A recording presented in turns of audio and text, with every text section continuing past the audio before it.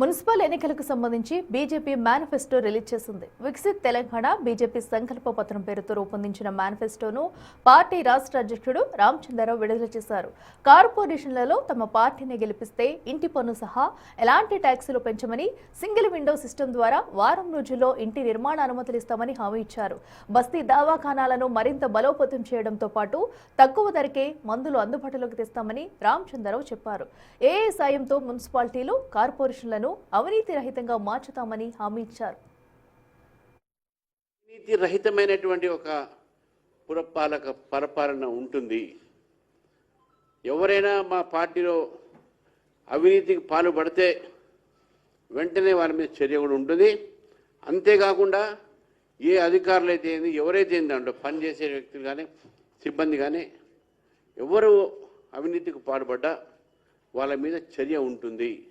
ఈ మేనిఫెస్టోని స్పష్టంగా చెప్తున్నాం.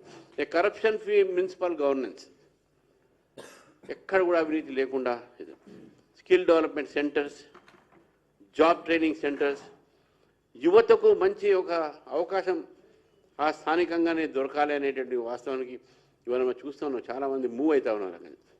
అట్లా కాకుండా యువతకు స్కిల్ డెవలప్మెంట్స్ పెండి అక్కడే వారికి ఒక ఉద్యోగాలు వచ్చేటటువంటి ఒక ప్రయత్నం కూడా ఈ పురపాలక సంఘాలు చేస్తాం.